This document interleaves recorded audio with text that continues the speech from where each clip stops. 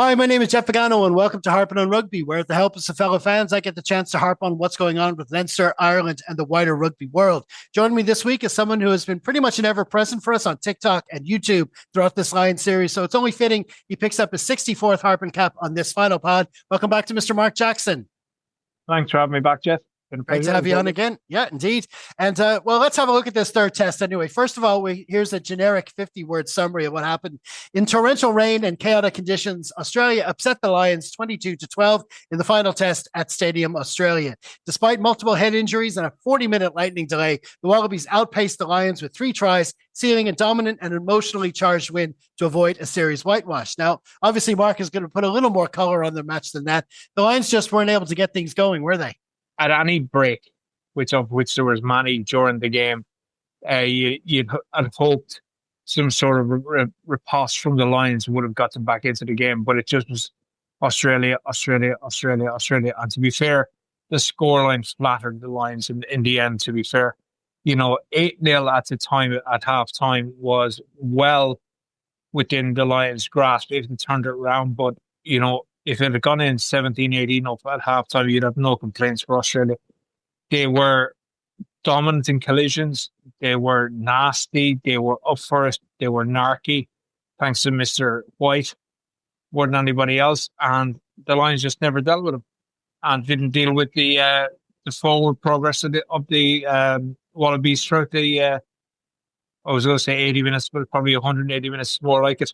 Yeah, I mean, you look at the two tests. Australia scored 22 points in this one. That wouldn't have been enough to win the previous two tests. I don't think it was so much about what Australia scoring, Australia getting the scores, because the tries they got were, there was one right in the corner, there was one that was opportunist, and then the last one was just after a yellow card. It was more how they stifled the Lions' attack. Yeah, it was probably, as you said in the preview, it was going to take the Lions not performing as well as Australia, lifting their game for a result to go the opposite direction. And that's what happened. To be honest with you, not trying to belittle Australia's win, but the Lions just didn't turn up. They really were there for the picking. You would have expected maybe during the week, Farrell might have been getting into their heads, listen, to be labelled a proper Lions Legends team, you've got to whitewash this Australia team. But Australia, we probably did them a bit of disservice, to be fair. They're not the best Australian side by any matter of means, but listen, they played with pride, they played with passion, and no little skill in the conditions as well. They played the conditions a little bit better, which is a bit worrying from the Lions at the start, when a few kicks from the Lions halfbacks weren't as accurate as they were, and chases certainly wasn't as good as they were in previous games. Yeah, I mean, I suppose, to what extent would you say it is actually the headspace of the two teams that kind of affected this particular result? Because like you say, the Lions, they won the series. It's been a monster season for all these players. They played a ton of rugby, and obviously it's Farrell's and the coach's jobs to motivate them during the week, and they were doing that. They were trying to get them up, and a big, the legacy of a whitewash series that was all there, and they're professionals and all, but still, it's still in your mindset that the season is coming to an end and the series was won. If it was 1-1 going into this game, they might have been a bit more up for it. And when you contrast that to the Australians, who, like you say, not only playing for pride, but they needed a big result, because what's happening with rugby in Australia at the moment, it's not the most popular sport, but also they're going into the rugby championship. Their season's just getting underway. Yeah, they're probably the fourth favorite in a team of four, or a group of four teams going into the rugby championship. Argentina proved against the Lions early on that they're to be feared. Australia are not in a current, it would be a weaker Wallaby side than there's been for a few years. And as you said, behind NRL and AFL, they do struggle to get the numbers there, and they have done for a few years now. But listen, Australia have always been a skillful side. They've always had really good backs, players who we've been a bit jealous of at times. But listen, yesterday their forwards won that game. You know, their forwards fronted up really well, and we've probably criticised them over the last few weeks.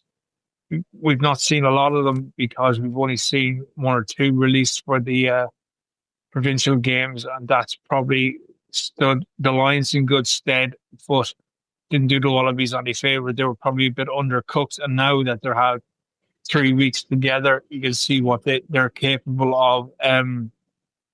I think they thoroughly deserved their win yesterday. And I think you can say it's hard to get up mentally for a game that you know you've already won the series.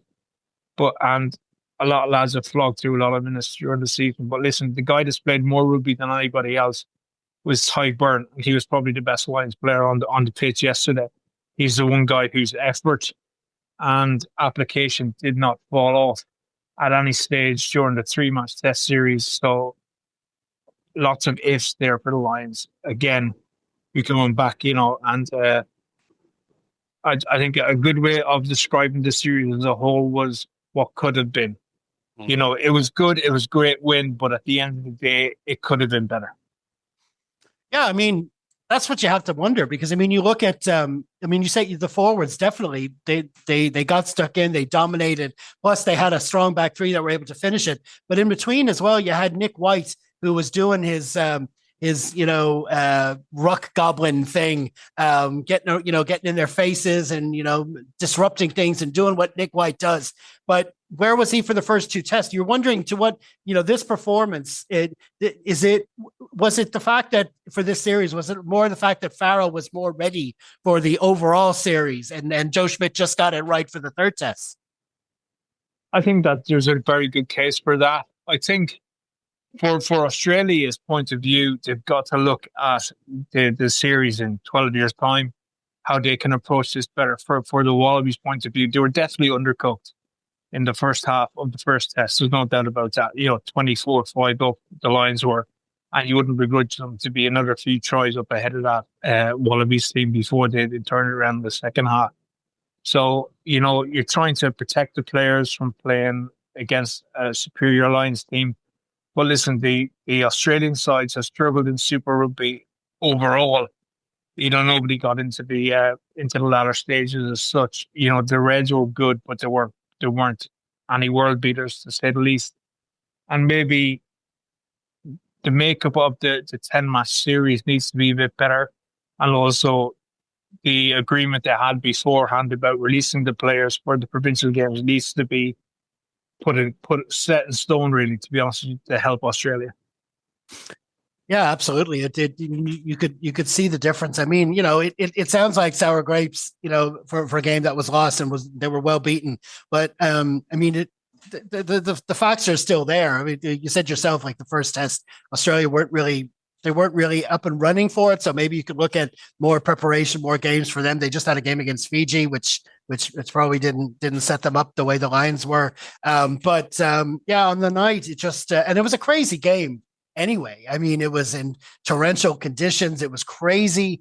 That you had the lightning. You had the lightning stoppage, and just before that lightning stoppage as well, which for me, coming at the end of the game and with the game was pretty much lost. All I was thinking it was that horrific injury for James Ryan, especially he'd been playing so well.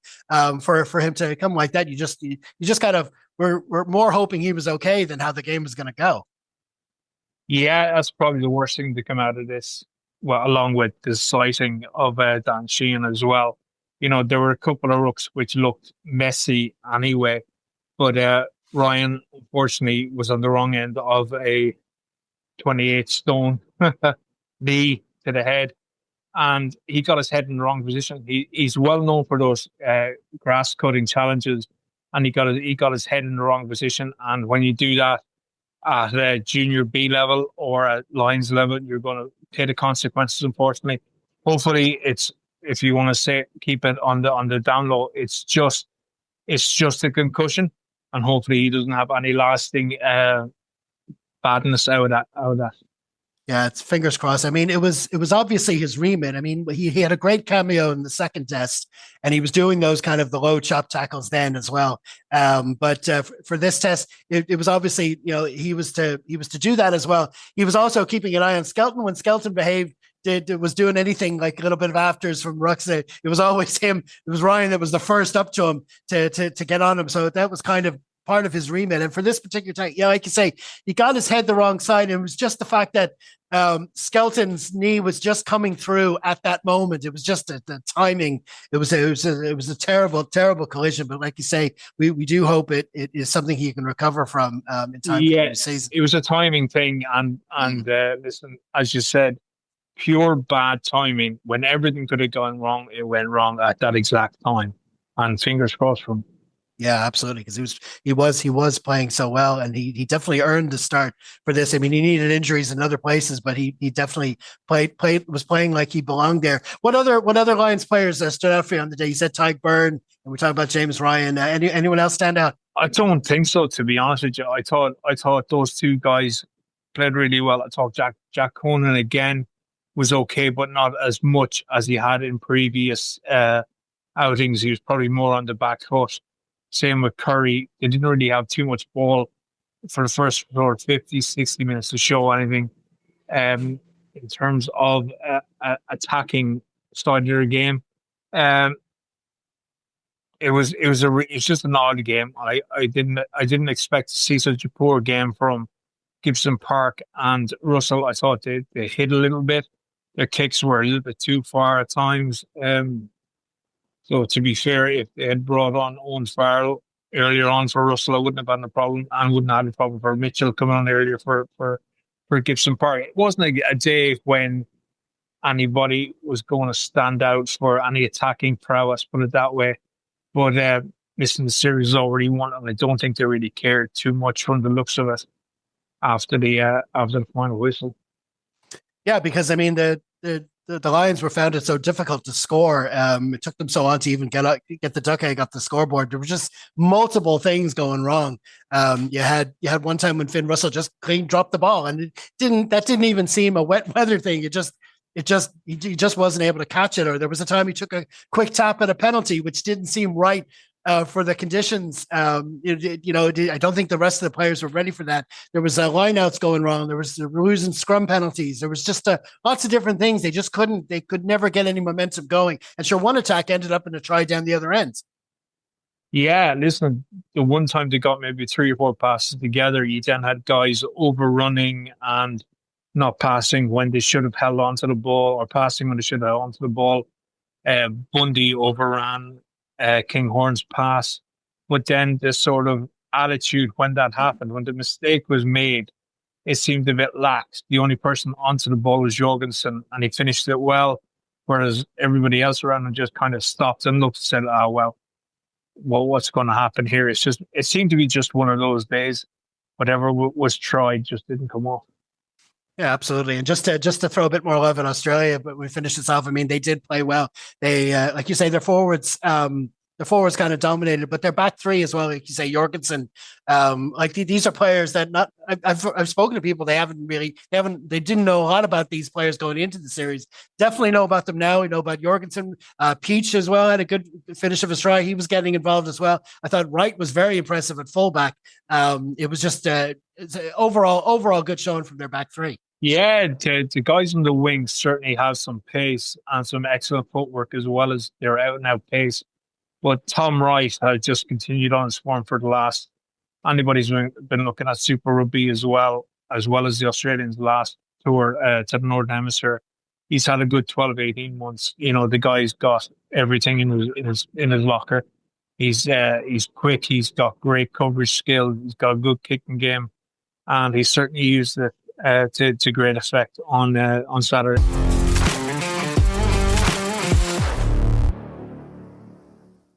Before we return to the pod, first a little reminder of all the different places you'll find us in the Ruggersphere, like on Substack, where every Wednesday we post our 80+ column, which looks at the wider rugby world. To get access to all our latest content, as well as our presence on all the different social media platforms, you can bookmark us at linktree/Harpin On Rugby. As ever, please be sure to comment, like, share, and subscribe as needed.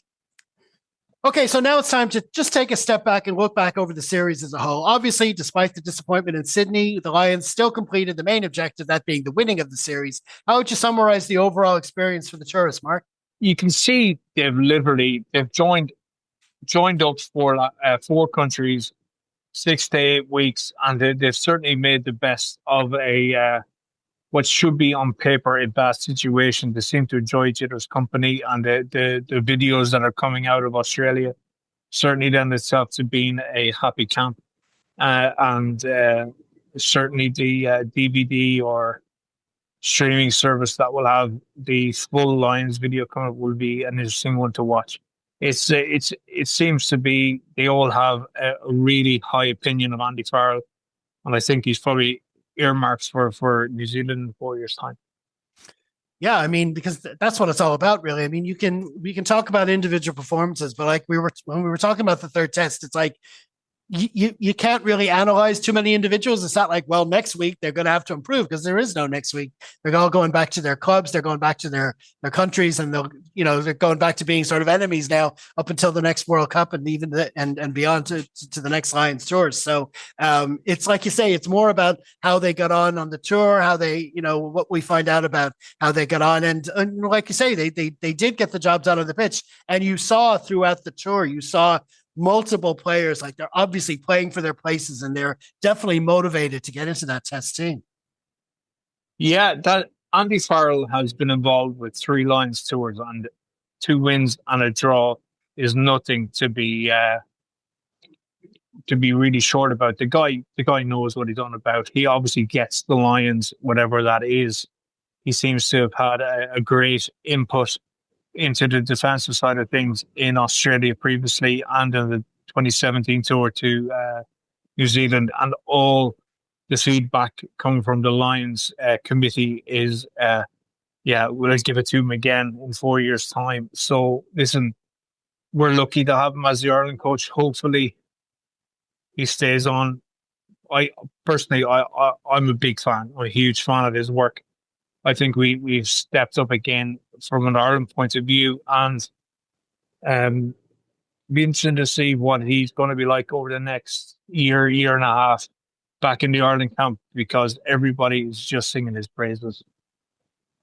Yeah, and I mean, you know about things from the coaching side of things, and it's an interesting dynamic for these tours where you've got a coach who comes from the Six Nations.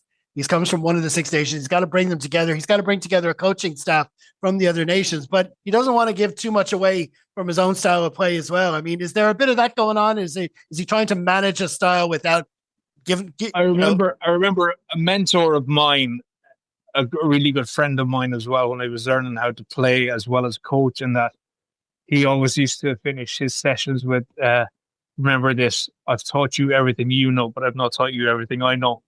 And I think that's something that he's got to probably build into his next group with Ireland, because he'll have a couple of players who won't be too happy with him. Josh van der Fleer probably won't be sending any Christmas cards too quickly. I wouldn't have said to Andy Farrell house at this moment in time. But listen, he will have given out a lot of what he would have known with Ireland, because he had Andrew Goodman on the tour. He had Easterby on tour, and now Johnny Sexton as well. Yeah, and Bogarty. So that's most of the Ireland game plan as such. And you want to see what new things we can bring for the autumn series, because that's no picnic, I can tell you that. Yeah, it's interesting you said about Van der Fleer, because I think it was Brendan Fanning was saying that as well on a pod, because that's I didn't even think of it that way, that he's going to have to because he was kind of we're all human. Yeah. Listen, this is as you're seeing, Gary Ringrose put himself out of the picture by being very, very thoughtful and selfless. But at the end of the day, he was given a chance. Josh hasn't, You're talking about a guy who's been World Player of the Year and has been number 1 in the number 7 jersey for Ireland. And he was playing well on the tour as well. He was did nothing wrong. Did absolutely nothing wrong, and probably deserved a test, if you want to say it. But listen, you've got to see how the human reacts to it. Andy Farrell has always had great human touch with the players around him as well. They always seem to get on with him. So hopefully he's explained his reasonings, etc., to Josh, and hopefully it doesn't do anything but light a fire under Josh for the coming season. Oh yeah, I think you're absolutely right. I think it's been perfectly communicated. I mean, you look at what happened the last tour in Australia when it came to the final test, and people being left out for them, a much different situation. I'd say that they're all professionals, and Josh has been playing a while now, and I'd say they did deal with it. But like you say, we're only human, and we can only react accordingly. Yeah, I think overall it was a good tour. I think Andy Farrell, I'd love to see him do the New Zealand tour. I think my point of view would be is if he wants it, he can do it. You know what I mean? It's a question of where he's going to be in 4 years' time. Is he still going to be with Ireland, or what situation he's going to be in? But I mean, I don't know about these tours. Is it still a case of do they want to do it? Is it something they like? Warren Gatlin before him, McGeechan, they were sort of like they were always there. They were always available. But nowadays, the top level of Test rugby, you don't really know who's available. So we'll see. But I'd like to think that if it is something he wants to do, that it'll be there for him. I'd say it will be. I think he'll be offered it. This is the first thing. Is he going to be offered it? Second thing is he still under contract with Ireland or with England or whoever decides to take, if he decides to step away from Ireland after 2027, we'll see what happens there. So it's an interesting 18 months ahead just for Andy Farrell from that point of view. His paymasters are still going to decide if he's available, number one. But again, I think he'll be offered it, and I think he'll take it wherever he's coaching. Absolutely. Well, we'll see what happens there. Overall, a successful tour for the Lions, and we'll look forward to get back. Success is winning a series. That's it. End of story. They've done it, and I'm sure lots of people are happy it's over now. I'm sure a lot of bank balances will be happy it's over now as well. So we'll see. We'll get on with it. Absolutely. Okay. Well, listen, we're going to leave it there now when it comes to this pod. Many thanks for joining me, Mark. Cheers, mate. And we're going to chat for a bit longer about the Leinster and Ireland season overall. To catch that, stay tuned to our YouTube channel. That should be up on Tuesday morning. In the meantime, stay safe, everyone. Slán.